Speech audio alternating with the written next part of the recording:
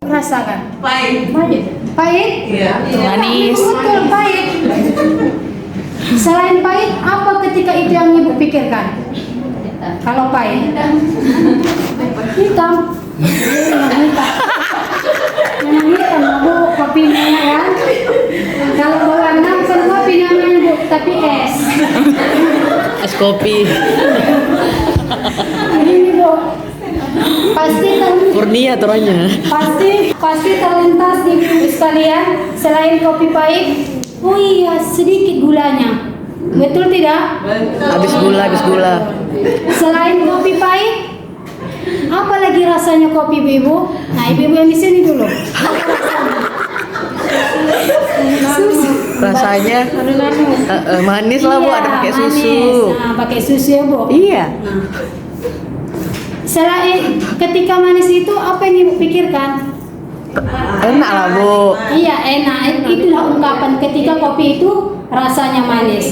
Namun terpikirkah ibu ketika kopi itu manis, pasti gulanya itu terlalu banyak, ya kan? Nah, kemudian ibu-ibu sekalian, kalau kopi itu dan gula itu diseimbangkan, apa yang ibu pikirkan?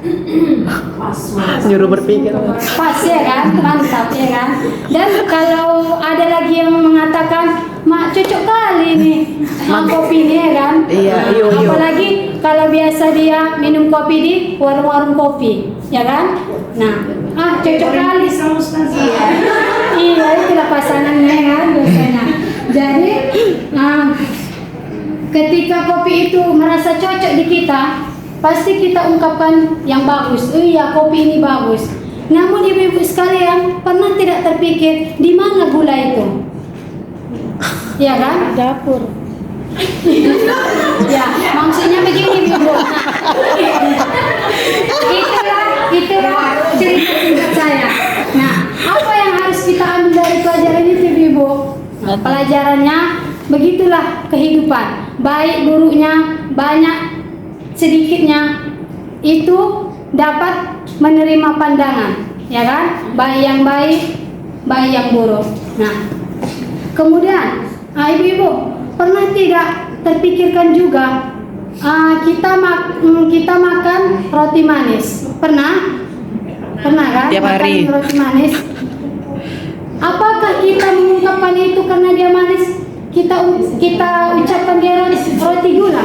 Tidak kan ibu? Nah, kemudian teh manis. Nah, teh manis. Padahal itu pakai gula. Mengapa tidak dikatakan teh gula? Tapi tetap juga lah kita bilang teh manis. Nah, di mana gula itu ibu? Tidak. Jadi kalau dibayangkan kita semua ya ibu ya, gula itu merasa sedih kalau dia seperti kita, ya kan ibu? Nah, saya yang dipakai, saya yang tidak disebut. Nah, ya kan bu? Nah, jadi hal ini kita melihat dari sebuah ayat di dalam Quran surah Al-Zalzalah. A'udzubillahi minasyaitonirrajim. Bismillahirrahmanirrahim. Faman ya'mal mithqala dzarratin khairan yarah. Barang siapa yang berbuat baik, maka Allah akan balas walaupun sebiji zarah. Nah, jadi sebiji zarah ini itu ungkapan dalam ayat Al-Quran. Kalau kita bayangkan itu sebiji sawah. Nah, itu yang paling kecil, ya kan? Nah, biji sawi.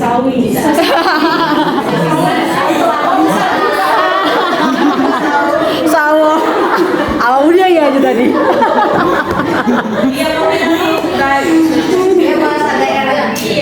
Oh ya udah gitu tadi. Sawu. Oh iya ibu, di sini sawi namanya bu. Tanjung Balai sawo. Kalau di tempat saya sawo namanya. Oh. Ingin mau berkunjung ke Tanjung Balai boleh. Besok ya.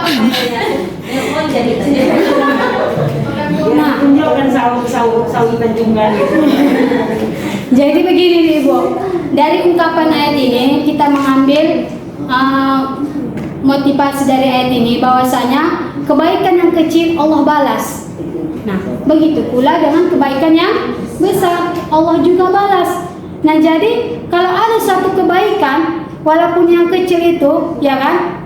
Jangan kita pikirkan. Jangan kita anggap dia itu rugi, walaupun tidak ada pembalasan yang kembali pada kita. Terkadang ibu-ibu, ada orang yang berbuat baik kepada kita, namun tidak sesuai, ya kan? Malah dia tidak berbuat baik ke kita. Ini ria aja ini dalam hati, ya kan? Nah, namun ada juga yang tidak beranggapan seperti itu. Nah, dari sini apa kata Allah selain dalam surah Al-Zalzalah bahwasanya ibu-ibu sekalian, Allah akan membalas kebaikan itu di surga nantinya ibu-ibu.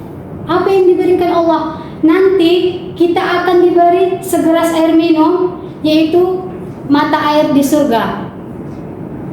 Bagaimana airnya itu? Airnya putih, bersih, dan rasanya enak.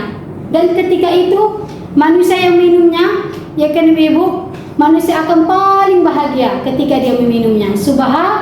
Subhanallah, masya Allah, ya kan ibu.